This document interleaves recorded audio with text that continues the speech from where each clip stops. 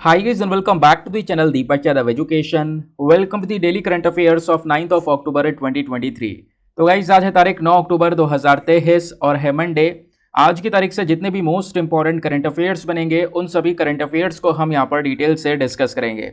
ये video UPSC और state PSC के पॉइंट ऑफ व्यू से काफ़ी ज़्यादा इंपॉर्टेंट हो जाता है। तो चलो शुभारंभ करते हैं। बट आगे बढ़ने से पहले मैं आपको बता दूं, हर रोज़ मॉर्निंग में राइट टाइम 5 बजे आपको ये वीडियो इसी चैनल पर मिल जाता है। तो आज कौन कौन समय पर वीडियो में प्रेजेंट हो चुका है नीचे लाइव चैट में ज़रूर से मेंशन करना। दोस्तों इस लेक्चर में हम लोग मेजरली इंडियन एक्सप्रेस के ऊपर फोकस करते हैं, लेकिन इसके साथ साथ जो बाकी सारे इंपॉर्टेंट सोर्सेस हैं, चाहे वो पीआईबी हो, डाउन टू अर्थ हो, लाइवमेंट हो, सभी के न्यूज़ आर्टिकल्स को प्रॉपर बैकग्राउंड इन्फॉर्मेशन के साथ में कवर करते हैं। इस लेक्चर का अंत जो है वो बहुत इंपॉर्टेंट है, उसको मिस नहीं करना है। मिस क्यों नहीं करना है वो सुन लो, क्योंकि पूरे लेक्चर को आप फुल कंसंट्रेशन के साथ में सुनोगे तो लास्ट में आपको एक टेस्ट दिया जाएगा, उस एमसीक्यू टेस्ट की प्रैक्टिस करना। जो भी आपका स्कोर आएगा उसको नीचे कमेंट सेक्शन में लिखना। पता चलेगा कि आपने इस लेक्चर से क्या सीखा है और क्या आपको हेल्प कर रहा है। और हो सकता है डायरेक्टली आपको एग्जामिनेशन में वहाँ पे क्वेश्चंस भी एज इट इज़ मिल जाए, तो डायरेक्टली आपकी वहाँ पर भी हेल्प हो जाएगी, क्योंकि आप डेली बेसिस पे यहाँ पे क्वेश्चंस की प्रैक्टिस कर रहे हो। तो एग्जाम में जब बैठोगे तो कुछ भी नया नया नहीं लगने वाला। बाकी अगर आपको इस लेक्चर का पीडीएफ चाहिए तो फटाफट टेलीग्राम पर जाओ और वहाँ पे जाके सर्च बॉक्स में लिखना दीपक यादव एजुकेशन यूपीएससी। आपको ये टेलीग्राम चैनल मिलेगा, यहाँ से आप डेली बेसिस पे इस लेक्चर के पीडीएफ को डाउनलोड कर सकते हो। और अगर आप मेरे साथ में पर्सनली जुड़ना चाहते हो तो फटाफट आपने इंस्टाग्राम पे भी जाना है, वहाँ पे जाके फिर से लिखना है दीपक यादव एजुकेशन। मेरा प्रोफाइल मिलेगा जहाँ पे ऑलरेडी 13,000 से ज़्यादा लोग जुड़ चुके हैं। आप भी मेरे साथ में पर्सनली जुड़ सकते हो। नाउ फाइनली स्टार्ट करते हैं आज के इस रेलिवेंट से सेशन को।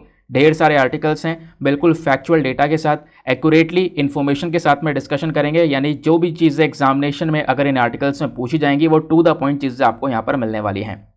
आर्टिकल नंबर 1, यहाँ पे बात हो रही है नेशनल टर्मरिक बोर्ड के बारे में। तो एक नया बोर्ड सेटअप किया गया है जो कि पिछले कुछ समय पर बहुत सारे न्यूज़पेपर्स के अंदर चर्चा में बना हुआ था, गवर्नमेंट वेबसाइट्स पर आ चुका है। तो इस वजह से आपने एग्जाम परस्पेक्टिव से इसको पढ़ना है। तो भारतीय सरकार ने नेशनल टर्मरिक बोर्ड बनाया है। ये जो टर्मरिक बोर्ड है, टर्मरिक मतलब क्या होता है, हमारी हल्दी होती है, ठीक है। तो हल्दी का जो पूरा सेक्टर है इसकी ग्रोथ के लिए ये बोर्ड को बनाया गया।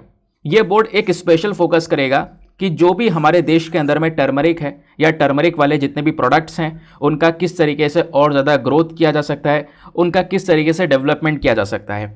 ये बोर्ड का एक इंपॉर्टेंट फोकस ये होगा कि जो टर्मरिक ग्रोवर्स हैं, ऐसे बहुत सारे किसान जो कि हल्दी की खेती करते हैं, तो उनकी स्किल्स को डेवलप करना ताकि वो और बेहतर तरीके से या और अच्छी क्वालिटी वाली जो टर्मरिक है इसको ग्रो कर सकें, इसके ऊपर ये बोर्ड फोकस करेगा। और इन सब चीज़ों के साथ साथ बोर्ड का मेन फोकस ये भी होगा जो हमारी टर्मरिक है इसको लेकर जो फूड सेफ्टी स्टैंडर्ड्स है वो अपनाए जाएँ, इसकी क्वालिटी के ऊपर मेन काम किया जा सके, इसके ऊपर भी एक स्पेशल फोकस होने वाला है।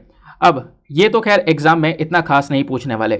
एग्जाम में जो आपसे पूछा जा सकता है वो है नेशनल टर्मरिक बोर्ड का कॉम्पोजिशन। कॉम्पोजिशन मतलब कि इसमें कौन कौन व्यक्ति होने वाला है, कैसे ये बोर्ड चलेगा। तो दोस्तों सबसे पहला पॉइंट, इस बोर्ड के अंदर में एक चेयरपर्सन होंगे और वो जो चेयरपर्सन होंगे जो कि पूरे बोर्ड को हेड कर रहे होंगे, उनको अपॉइंट कौन करेगा, तो हमारी केंद्र सरकार उनको अपॉइंट करेगी। Very very important point.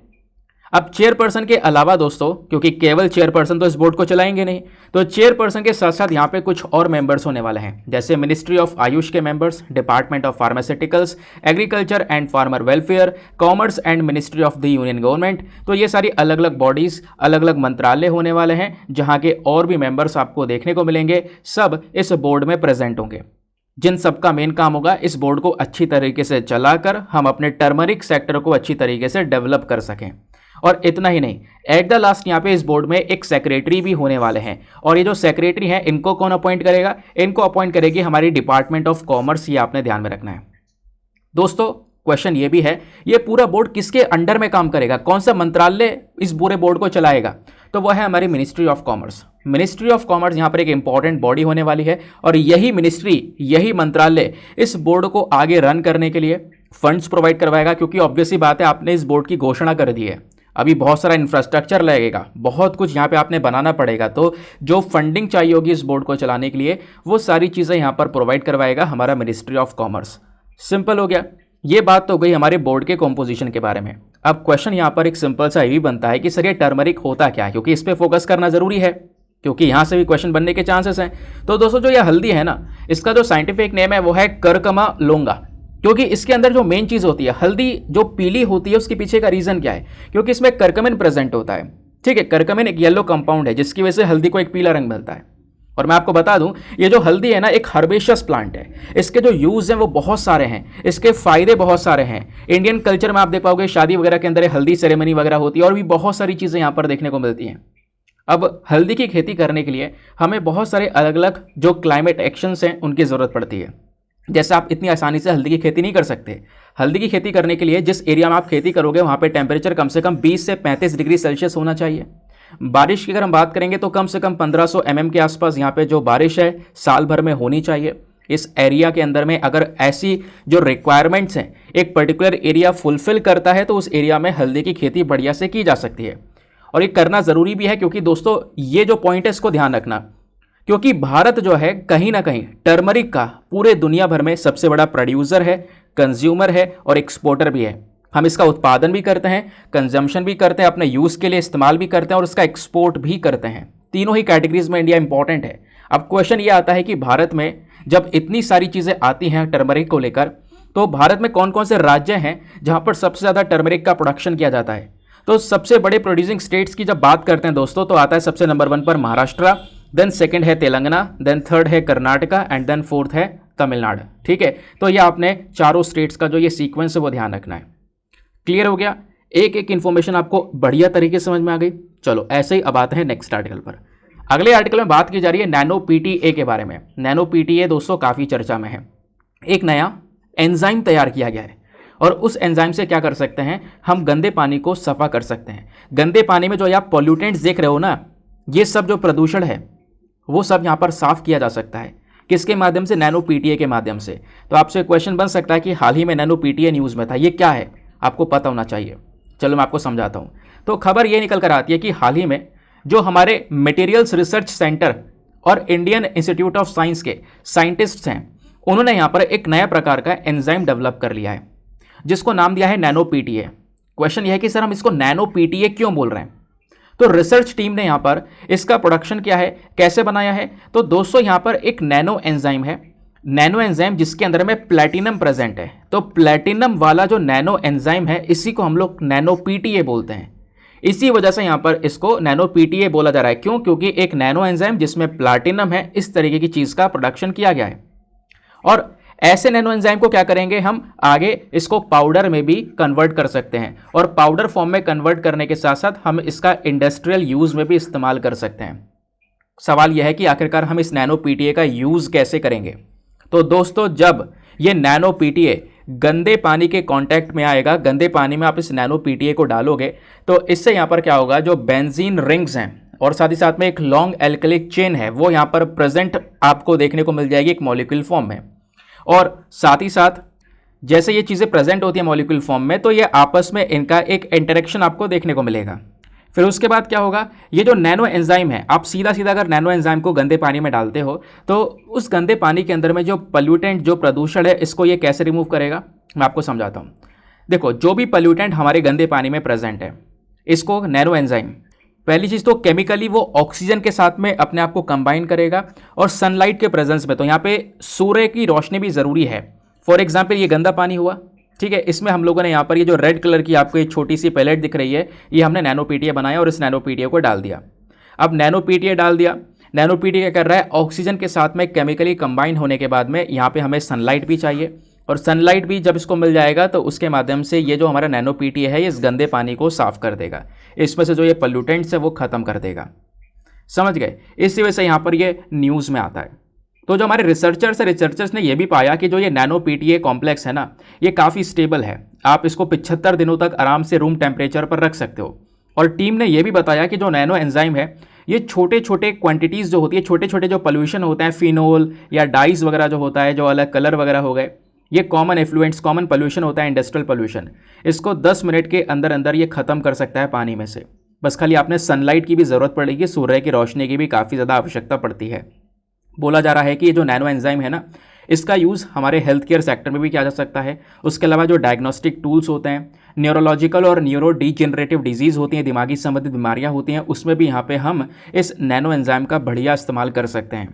तो दोस्तों ये था हमारा पर्टिकुलर आर्टिकल। आपसे पूछा जाए नैनो पीटीए क्या है, तो नैनो पीटीए बेसिकली एक नैनो एंजाइम है जिसमें प्लैटिनम प्रेजेंट है, और इसका मेन काम क्या है? मेन काम है पानी के अंदर में से पोल्यूटेंट्स को खत्म करना। सिंपल। आते हैं नेक्स्ट आर्टिकल पर। अब अगले आर्टिकल पर बढ़ने से पहले मेक श्योर करना वीडियो पे जो लाइक का बटन है यार उसको प्रेस कर देना। हमारा एक छोटा सा टारगेट है 2000 प्लस लाइक्स का, प्लीज़ आप इसको पहुंचा सकते हो। कल वीडियो नहीं आया था, काफ़ी लोगों को शिकायत होगी। कल दोस्तों संडे था, संडे में यहाँ पे मैं इंडियन एक्सप्रेस वाला वीडियो ये कंटिन्यू नहीं कर पाता हूँ, आपको पता होगा। बाकी मंडे टू फ्राइडे यहाँ पर ये वीडियो लाई जाती है, ठीक है।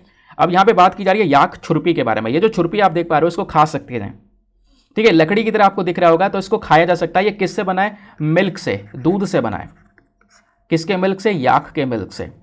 और इस छुरपी के अंदर में काफ़ी सारा प्रोटीन कंटेंट वगैरह देखने को मिलता है। इसको आप एकदम से काट भी नहीं सकते, बहुत ठोस होती है।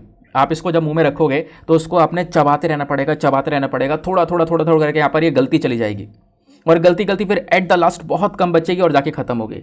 घंटों भर तक आप चबा सकते हो इसे। तो इसको हम लोग बोलते हैं छुरपी, याक की छुरपी, याक के दूध से बनी हुई छुरपी है। तो ये न्यूज़ में क्यों है? न्यूज़ में दोस्तों इसलिए है क्योंकि अरुणाचल प्रदेश के अंदर में, अरुणाचल प्रदेश कहाँ पर है? फटाफट पहले हम लोग मैप देखते हैं। ये इंडिया का मैप हुआ, ये हमारा नॉर्थ ईस्टर्न स्टेट्स हुए। ये आपको बड़ा सा स्टेट दिख रहा होगा अरुणाचल प्रदेश, जिसकी कैपिटल है ईटानगर।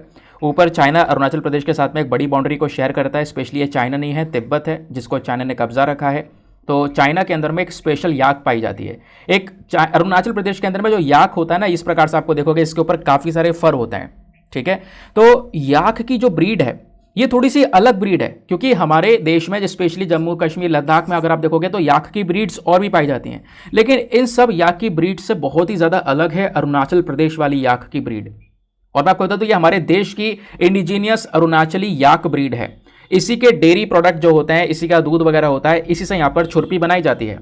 मैं आपको बता दूं ये जो याक होता है अरुणाचल प्रदेश के अंदर में, इसको वहाँ की जो ट्राइबल कम्युनिटीज़ अरुणाचल प्रदेश में कई सारी जनजातियाँ रहती हैं, वो ट्राइबल कम्युनिटीज़ यहाँ पे पालती हैं, ठीक है, इनका पालन पोषण करती हैं।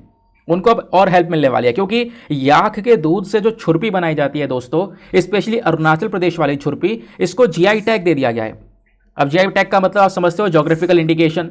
भाई अरुणाचल प्रदेश की छुरपी को एक इंपॉर्टेंस मिल चुका है, ठीक है। आपको पता है कि ये छुरपी केवल अरुणाचल प्रदेश में ही मिलेगी, ये वाली कोई कॉपी नहीं कर सकता है। इस पर्टिकुलर एरिया की छुरपी को प्रोटेक्शन मिल चुका है, हाई क्वालिटी की छुरपी है ये आप कह सकते हो, ठीक है। अब बात यहां पर ये आती है, ये जो याक्स हैं अरुणाचल प्रदेश के अंदर में जो पाई जाती हैं, ये स्पेशली अरुणाचल प्रदेश में कुछ डिस्ट्रिक्ट हैं, for example west Kameng district है और तवांग डिस्ट्रिक्ट है, वहां पर ये याक जो है वो देखने को मिलती है, इनको पाला जाता है, ठीक है। और इनके दूध से जो छुरपी बनाई जाती है दोस्तों, ये प्रोटीन कंटेंट में ज़्यादा होती है, क्योंकि ऑब्वियस सी बात है यहाँ पर दूध में प्रोटीन होता है, तो इसमें प्रोटीन कंटेंट होता है। प्लस जो ट्राइबल कम्युनिटीज़ हैं, यहाँ पे आदिवासी कम्युनिटीज़ रहती हैं, बहुत ठंडे रीजन में रहती हैं, पहाड़ी इलाका बहुत सारा है अरुणाचल प्रदेश के अंदर में, तो उनकी जो डाइट है ना, उनका जो खान पान है, उसमें ये छुरपी एसेंशियल है, बहुत ज़रूरी है। ये यहाँ पर इस छुरपी का कंजम्पशन करते हैं, और इस छुरपी का यूज़ करते हैं वो अपने वेजिटेबल सब्स्टिट्यूट के तौर पर, वेजिटेबल में, मीट करीज में, इन सब जगह पे यहाँ पर छुरपी को डालकर वो यहाँ पर इसको एंजॉय करते हैं। तो ये जो जीआई टैग है दोस्तों, ये जीआई टैग कहीं ना कहीं यहाँ पर क्या करेगा, हमारे याक के कंजर्वेशन को हेल्प करेगा, क्योंकि पिछले कुछ समय पे हमने ये देखा है कि याक की जो पॉपुलेशन है वो तेज़ी से कम भी होती हुई नजर आ रही है, ठीक है। तो अब यहाँ पर इसके दूध से बनी हुई छुरपी को एक इंपॉर्टेंस मिला, यानी उसका व्यापार बढ़ जाएगा, ठीक है। इससे यहाँ पर जो लोग याक पाल रहे होंगे उनकी इकोनॉमिक ग्रोथ, उनकी इनकम हेल्थ और ज़्यादा इंप्रूव होगी। तो कहीं ना कहीं अब याक को एक प्रोटेक्शन दी जानी शुरू हो जाएगी, इनकी जो पॉपुलेशन है हम इनको मेंटेन कर सकेंगे, ये भी एक फ़ायदा होगा। प्लस ओवरऑल उस पर्टिकुलर एरिया की जो इकॉनमी है उसको बेनिफिट्स मिलेंगे, क्योंकि अब लोग यहाँ पे ज़्यादा बिलीव करेंगे याक की, जो अरुणाचल प्रदेश के अंदर याक पाई जाती है उसकी छुरपी के ऊपर, क्योंकि इसको जीआई टैग मिल चुका है। और मैं आपको बता दूं अरुणाचल प्रदेश की जो याक हैं ये थोड़ी सी अलग है, इनका बॉडी शेप, साइज, वेट सब कुछ अलग होता है बाकी सारे हिमालयन रीजन की याक के कंपैरिजन में। अरुणाचली जो याक होती हैं ये बेसिकली इकलौती रजिस्टर्ड याक ब्रीड है इंडिया के अंदर में, ठीक है। तो ये कुछ बेसिक इन्फॉर्मेशन है जिसको आप लोग यहाँ पर ध्यान में रख सकते हो। नेक्स्ट आर्टिकल पर आते हैं। नाउ अगला आर्टिकल अगेन एग्जामिनेशन के लिए इंपॉर्टेंट, एकामती रिवर के बारे में बात की जा रही है। ये नदी आपको दिख रही होगी, इसी का नाम है एकामती। अब इस नदी का दोस्तों मुझे कोई प्रॉपर मैप नहीं मिला, इस वजह से मैं आपको ऐसी इन्फॉर्मेशन बताने वाला हूँ थोड़ा थ्योरी बेसिस पे, तो इसको अच्छे से बस खाली सुनना और समझना, काम आपका हो जाएगा। तो न्यूज़ यहाँ पर निकल कर आ रही है कि हाल ही में जो minister of state of ports, shipping and waterways हैं, इन्होंने यहाँ पर कुछ गड्ढा वगैरह, कुछ खुदाई वगैरह शुरू कर दी है नेशनल वाटरवे 44 पर, ठीक है। स्पेशली जो एकामती रिवर है वेस्ट बंगाल के अंदर में जो बहती है नदी, तो वेस्ट बंगाल से ही बहती है, तो वहाँ पर कुछ खुदाई वगैरह चल रही है इस नदी के अंदर में, तो इस वजह से यहाँ पर जो ईकामती है वो चर्चा में है। तो दोस्तों यहाँ पर ये जो नदी है ना, ये बेसिकली एक बाउंड्री है इंडिया और बांग्लादेश के बीच में, ठीक है। इंडिया और साथ ही साथ में जो बांग्लादेश है इनके बीच से यहाँ पर ये नदी बहती है, इनके बीच में एक बाउंड्री बनाती है, दो नेशंस के बीच में बाउंड्री का काम करती है। और ईकामती नदी के 3 अलग अलग अपने खुद के हिस्से हैं। जो सबसे बड़ा पार्ट है, सबसे लॉन्गर पार्ट है, वो मठभंगा रिवर से यहाँ पर बहता है। मठभंगा रिवर जो कि बेसिकली एक खुद डिस्ट्रीब्यूटरी है पद्मा नदी की। देन उसके बाद में यहाँ पर ये जो नदी है इतना एरिया बहने के बाद में उसके बाद ये काली नदी रिवर में जुड़ जाती है हसनाबाद के पास में, स्पेशली वेस्ट बंगाल की हम बात कर रहे हैं। देन उसके बाद में देवता में यहाँ पर जुड़ जाती है सतखरिया डिस्ट्रिक्ट के अंदर में। तो अलग अलग डिस्ट्रिक्ट्स में अलग अलग नदी में जुड़ जाती है। अब आपसे यहाँ पर ये भी एग्जाम में पूछा नहीं जाएगा, लेकिन ये ज़रूर पूछा जा सकता है, कुछ नाम दे दी जाएंगे नदियों का, पूछा जाएगा भारत और बांग्लादेश के बीच के यहाँ पर एक बाउंड्री का ये काम करती है। तो आपने ध्यान में रखना है, वो है ईकामती नदी, ठीक है। उसके बाद दोस्तों, क्योंकि जैसे मैंने बोला ये जो नेशनल वाटरवे 44 है ना, वो यहाँ से गुजरता है, तो उसी पर जो है ये खुदाई वगैरह चल रही है। तो नेशनल वाटरवेज के बारे में भी आपको पता होना चाहिए दोस्तों। नेशनल वाटरवेज क्या है? हमारे पानी के रास्ते हैं। जैसे हमारे सड़क पर अलग अलग हाईवेज होते हैं ना, वैसे यहाँ पर ये नेशनल वाटरवेज हैं, पानी के जरिए के रास्ते। फॉर एग्जाम्पल नेशनल वाटरवे 1 जो है ये हमारी भागीरथी रिवर पर आपको देखने को मिलेगा, ठीक है। यहाँ से रास्ता है, यहाँ से हम लोग व्यापार वगैरह कर सकते हैं। फिर नेशनल वाटरवे 2 है, यहाँ पर आपको ब्रह्मपुत्र नदी पर देखने को मिलेगा। इस तरीके से कई सारे नेशनल वाटरवेज आपको यहाँ पर नज़र आते हैं, जैसा आप एग्जैक्टली यहाँ पर देख भी पा रहे होंगे, ठीक है। तो हमारे जो यहाँ पे इंडिया में कई सारे वाटरवेज हैं, 111 वाटरवेज आपको देखने को मिलेंगे, 5 एग्जिस्टिंग है और 106 नए वाटरवेज आपको देखने को मिलेंगे जिनको नेशनल वाटरवे डिक्लेयर कर दिया गया है। नेशनल वाटरवे की जो मेन हेड ऑफिस अथॉरिटी है, क्योंकि यहाँ पर दोस्तों जो इसका पूरा मेन बॉडी है ना, वो है inland waterways authority of India. यही यहाँ पर इन सभी नेशनल वाटरवेज को मैनेज करने का काम करती है, ठीक है। तो इसका जो मेन हेड ऑफिस है वो नोएडा के अंदर में आपको देखने को मिल जाता है। तो ये कुछ बेसिक इन्फॉर्मेशन हो गई वाटरवेज को लेकर। आगे आते हैं नेक्स्ट आर्टिकल में, यहाँ पर कोलेरू वाइल्ड लाइफ सेंचुरी के बारे में बात की जा रही है। जीएस पेपर नंबर 3 एनवायरमेंट के पॉइंट ऑफ व्यू से इंपॉर्टेंट है, स्पेशली लोकेशन आपसे डायरेक्टली पूछा जाएगा। तो कोलेरू वाइल्ड लाइफ सेंचुरी का लोकेशन दोस्तों क्या है? आंध्र प्रदेश। आंध्र प्रदेश के अंदर में आपको डिस्ट्रिक्ट देखने को मिल जाते हैं कई सारे, एक है west Godavari and Krishna district, वहीं पर आपको ये वाइल्ड लाइफ सेंचुरी देखने को मिल जाती है। आंध्र प्रदेश कहाँ पर है? तो आंध्र प्रदेश हमारा एक सदर्न स्टेट है, ये आप देख पा रहे होंगे, ठीक है। तो काफ़ी सारे स्टेट्स के साथ में आंध्र प्रदेश अपनी बाउंड्रीज को शेयर करता है। फॉर एग्जांपल यहाँ पर आपको दिख रहा होगा, यह है ओडिशा, ठीक है। ओडिशा की बाउंड्री लगती है, छत्तीसगढ़ की बाउंड्री लगती है, तेलंगाना की बाउंड्री लगती है, कर्नाटका की बाउंड्री लगती है और साथ ही साथ में तमिलनाडु की भी एक छोटी सी बाउंड्री लगती है।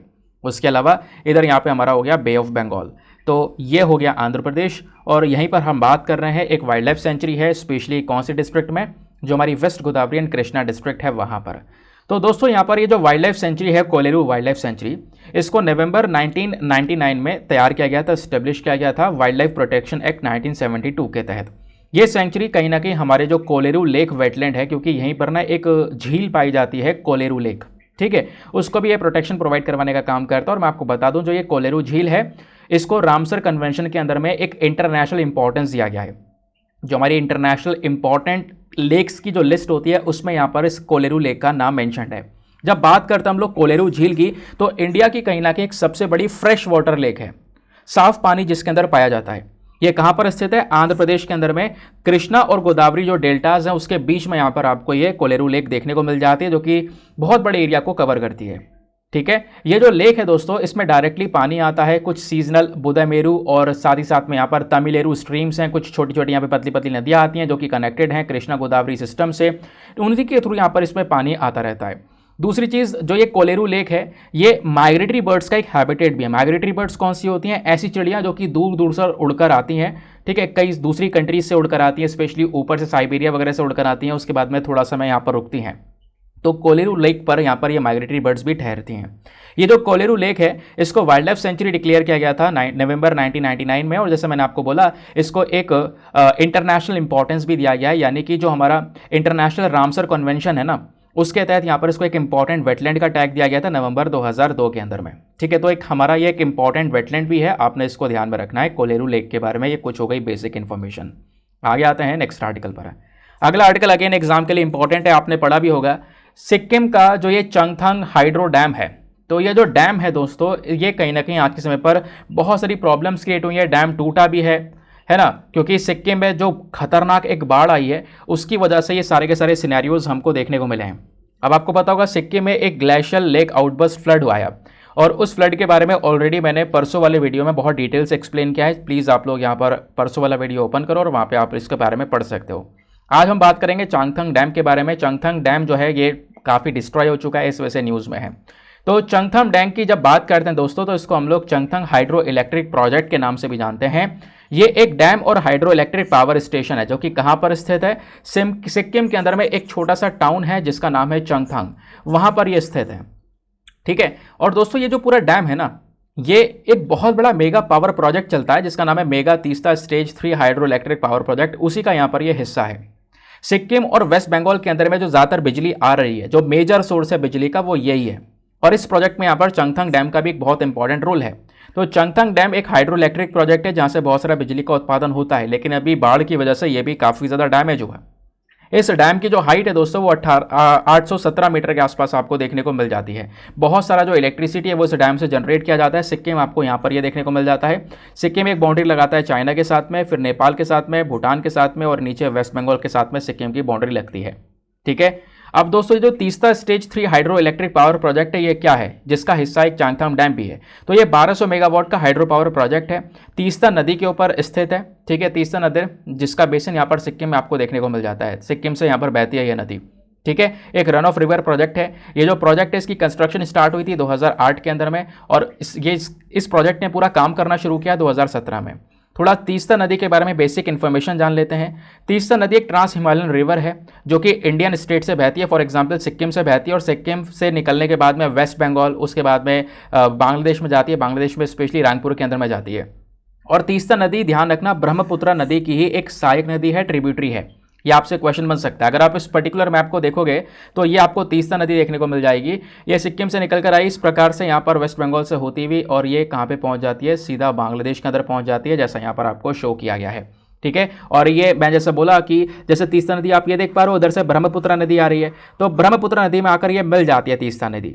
ठीक है। और ब्रह्मपुत्र नदी में जब आकर मिल गई तो ब्रह्मपुत्र नदी की सहायक नदी बन गई, उसकी ट्रिब्यूटरी बन गई। सहायक नदी को हम इंग्लिश में ट्रिब्यूटरी बोलते हैं। ठीक है। तो ये यहाँ पे तीस्ता नदी के कुछ बेसिक फैक्ट्स हो गए। तो क्वेश्चन अगर पूछा जाता है तीस्ता नदी कहाँ से ओरिजिनेट होती है, हिमालय से यहाँ पर बनकर निकलती है, और फिर भारत के कई सारे राज्य सिक्किम वेस्ट बंगाल से गुजरती है, फिर बांग्लादेश में एंटर करती है, और बांग्लादेश में जाकर ब्रह्मपुत्र में मिल जाती है। ये यहाँ पर कुछ बेसिक चीज़ें हो गई।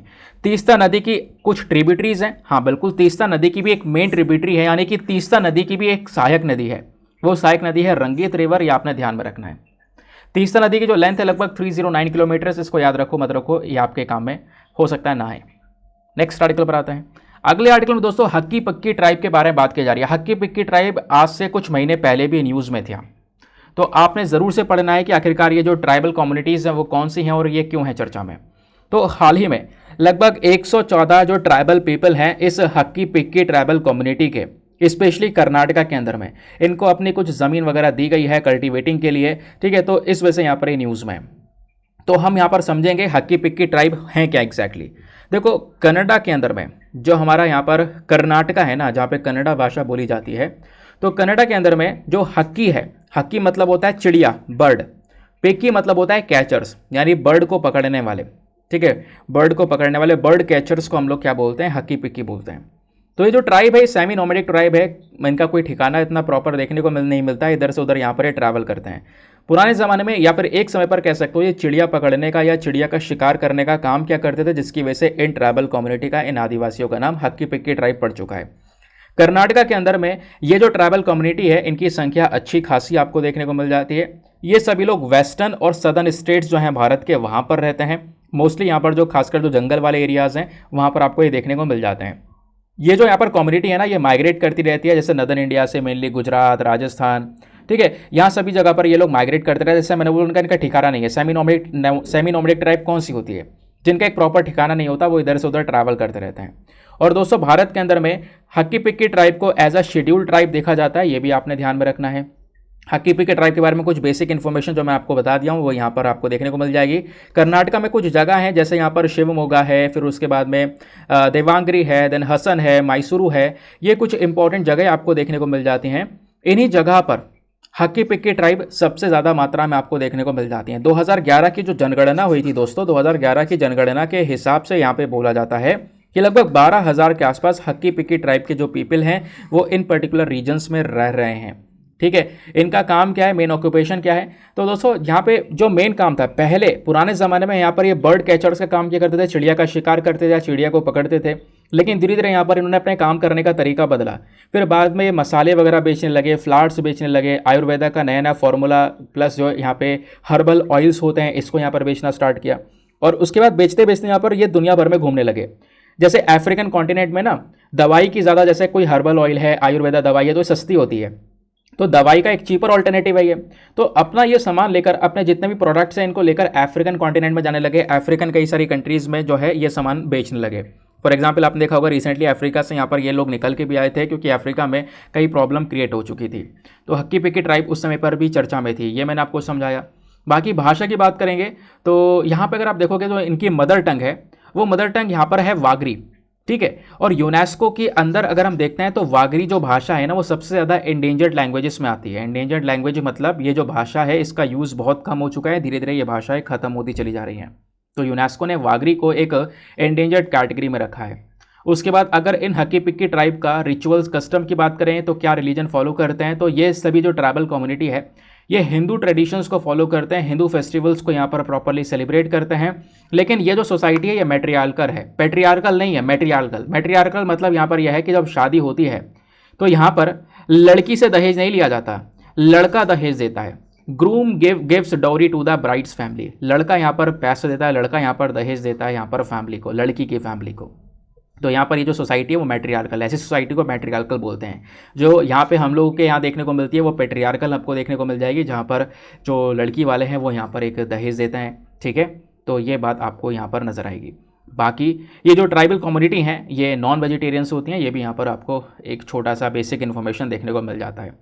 नेक्स्ट आर्टिकल पर आएंगे। अगले article GS paper number 3 defence and security के पॉइंट ऑफ व्यू से इंपॉर्टेंट है। यहाँ पर एक मिसाइल की बात की जा रही है, उस मिसाइल का नाम है बुरेविस्टनिक मिसाइल। अब बुरेविस्टनिक नाम आपको थोड़ा ऐसा दिख रहा होगा जैसे रशियन नेम है, सही है, और रशिया की यहाँ पर ये मिसाइल है। तो प्रेसिडेंट व्लादिमीर पुतिन ने हाल ही में क्लेम किया है कि रशिया ने सक्सेसफुली बुरेविस्टनिक मिसाइल को टेस्ट कर लिया है। तो ये जो बुरेविस्टनिक मिसाइल है इसका नाम एक और है, वो है स्टॉर्म पेट्रल। एक ग्राउंड लॉन्च मिसाइल है, यानी कि लो लेवल की क्रूज मिसाइल है।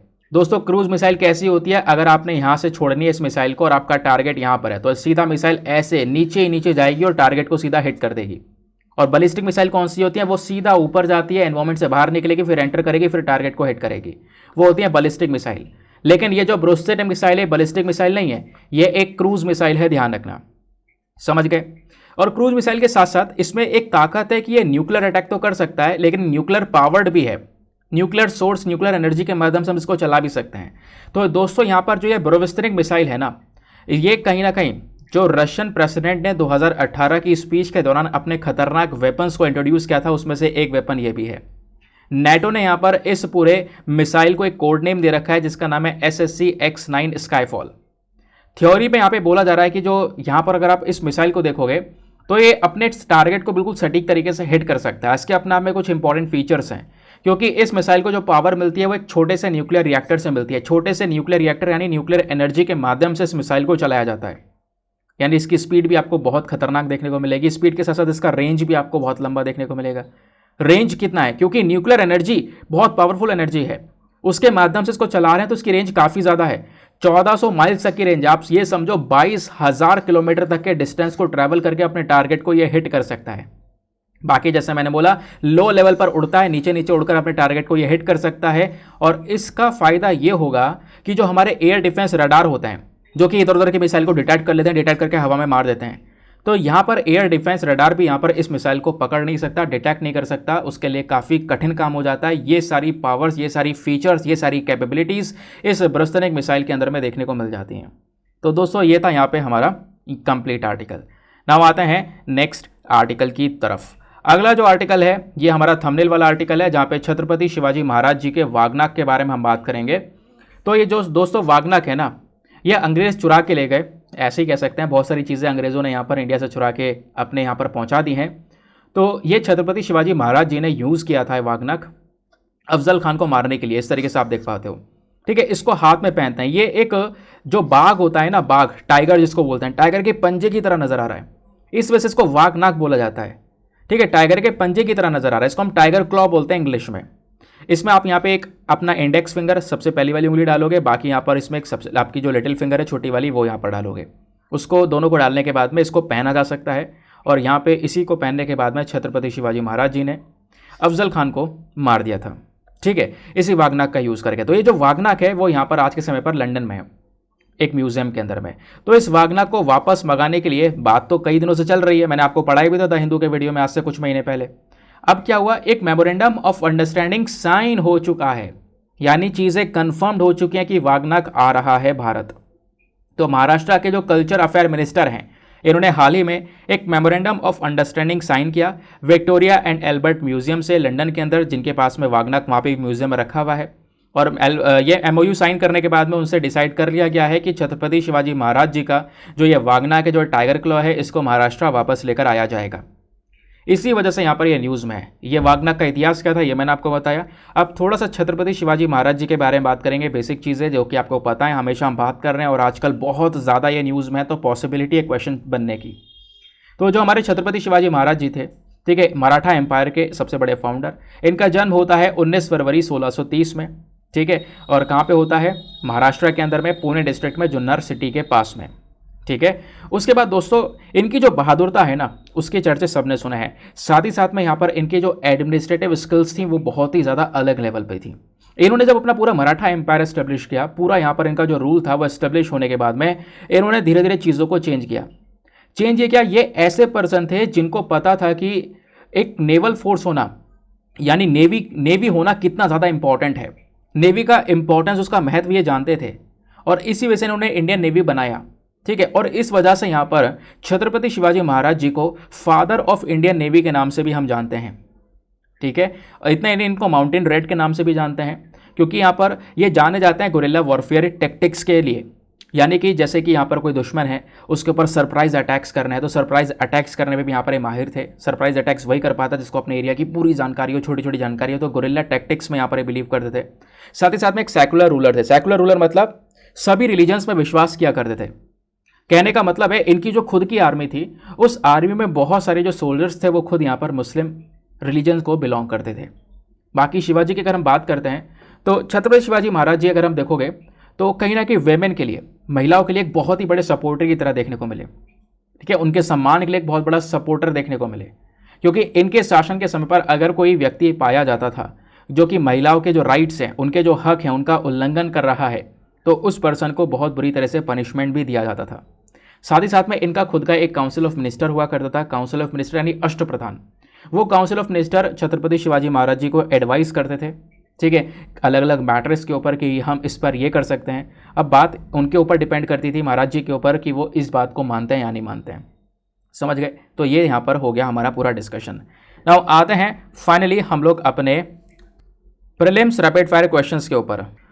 दोस्तों यहाँ पे कुछ क्वेश्चंस आपके सामने, आप लोगों ने अगर अच्छे से लेक्चर को सुना है तो इन क्वेश्चंस को आप बहुत आराम से अटेम्प्ट कर पाओगे। तो question number 1, consider the following statements regarding yak churpi. Yak churpi को लेकर 2 स्टेटमेंट दिए गए हैं, बताना इनमें से कौन सा स्टेटमेंट सही है। पहला स्टेटमेंट बोलता है कि जो याक छुरपी है ये एक प्रोडक्ट है जो हमारी इंडिजीनियस अरुणाचली याक ब्रीड है उसके दूध से बनाया जाता है। सेकेंड स्टेटमेंट, इस याक छुरपी को अभी रिसेंटली एक GI टैग दिया गया है। तो बताओ दोनों स्टेटमेंट में से कौन सा स्टेटमेंट सही है। Option number A 1 only, B 2 only, C दोनों सही है, D दोनों के दोनों गलत हैं। नाउ नेक्स्ट क्वेश्चन पर आते हैं। अगले क्वेश्चन में आपसे पूछा जाता है बर्वेस्टनिक मिसाइल के बारे में। तो दोस्तों बर्वेस्टनिक मिसाइल को लेकर 2 स्टेटमेंट्स दिए गए हैं, बताना है दोनों स्टेटमेंट में से कौन सा स्टेटमेंट सही है। पहला स्टेटमेंट बोलता है कि जो ये मिसाइल है ये एक air to air ballistic missile है जो कि रशिया ने डेवलप की है। दूसरा स्टेटमेंट, ये एक न्यूक्लियर पावर्ड मिसाइल है और इसमें ताकत यह है कि ये न्यूक्लियर अटैक्स भी कर सकता है, न्यूक्लियर वॉरहेड को कैरी भी कर सकता है। दोनों ही फीचर्स इसमें देखने को मिलते हैं। तो बताओ दोनों स्टेटमेंट में से कौन सा स्टेटमेंट सही है। Option number A 1 only, B 2 only, C दोनों सही है या D दोनों के दोनों गलत हैं। नाउ नेक्स्ट क्वेश्चन पर आते हैं। अगले क्वेश्चन में पूछा जाता है नेशनल टर्मरिक बोर्ड को लेकर 3 स्टेटमेंट है, बताना है इनमें से कितने स्टेटमेंट सही है। हाउ मैनी, कौन सा स्टेटमेंट सही है ये नहीं बताना, कितने स्टेटमेंट सही है ये बताना है। पहला स्टेटमेंट, जो नेशनल टर्मरिक बोर्ड है ये फोकस करता है जो हमारे टर्मरिक ग्रोवर्स हैं, जो हल्दी का उत्पादन करने वाले लोग हैं, उनके स्किल डेवलपमेंट के ऊपर, उनकी कैपेसिटी बिल्डिंग के ऊपर ये स्पेशल फोकस करता है। सेकंड स्टेटमेंट, जो नेशनल टर्मरिक बोर्ड है, इस बोर्ड के जो चेयरपर्सन होते हैं इनको हमारी सेंट्रल गवर्नमेंट ने, केंद्र सरकार अपॉइंट करती है। थर्ड स्टेटमेंट, जो हमारे union minister of agriculture and farmers welfare हैं, ये एक सबसे इंपॉर्टेंट डिपार्टमेंट है जो कि इस पूरे बोर्ड को फंड प्रोवाइड करवाएगा। तो बताओ तीनों स्टेटमेंट में से कितने स्टेटमेंट सही हैं? ऑप्शन नंबर ए केवल एक, ऑप्शन नंबर बी केवल दो, ऑप्शन नंबर सी तीनों सही हैं, या ऑप्शन नंबर डी सब गलत हैं। नाउ नेक्स्ट क्वेश्चन पर आते हैं। अगले क्वेश्चन में आपसे पूछा जाता है एकामती रिवर हाल ही में ये न्यूज़ में देखने को मिली है, ये एक बाउंड्री का काम करती है कौन से दो देशों के बीच में? एक तो इंडिया हो गया, दूसरा कौन सा देश है जिसके बीच में यहाँ पर ये बाउंड्री का काम करती है? Option number A Bangladesh, B China, C Bhutan, या डी पाकिस्तान। नेक्स्ट क्वेश्चन पर आता है। यहाँ पे आपसे पूछा जाता है हक्की पिक्की ट्राइब हाल ही में न्यूज़ में देखने को मिली है, ये कौन से स्टेट में सबसे ज़्यादा रहती हैं? Option number A Odisha, B Manipur, C Karnataka, या फिर डी मध्य प्रदेश। बताओ इसका सही उत्तर क्या होगा? अगेन सरल सा क्वेश्चन है। तो दोस्तों ये थे हमारे सारे के सारे क्वेश्चंस। आई होप आप लोगों ने मैक्सिमम क्वेश्चंस को बिल्कुल सही अटेम्प्ट किया होगा। नाउ फटाफट इन सभी क्वेश्चंस के आंसर्स को देखना शुरू करेंगे। लास्ट वाले क्वेश्चन से आंसर्स को हम लोग देखना स्टार्ट करने वाले हैं। तो यहाँ पे आपसे पूछा गया था हक्की पिक्की ट्राइब के बारे में, सबसे ज़्यादा ये कौन से राज्य में रहते हैं? तो वो उसका सही उत्तर है कर्नाटका में, और कर्नाटका में कई सारे रीजन्स हैं जैसे मैंने आपको दिखाया भी था। फिर आपसे पूछा गया है एकामती रिवर को लेकर हाल ही में न्यूज़ में है, ये एक बाउंड्री का काम करती है इंडिया और कौन से दूसरे देश के बीच में? तो वो है ऑप्शन नंबर ए इंडिया और बांग्लादेश के बीच में एक बाउंड्री का ये काम करती है। फिर आपसे पूछा गया नेशनल टर्मरिक बोर्ड को लेकर तीन स्टेटमेंट से बताओ तीनों में से कौन से सही है? तो तीनों के तीनों स्टेटमेंट सही हैं।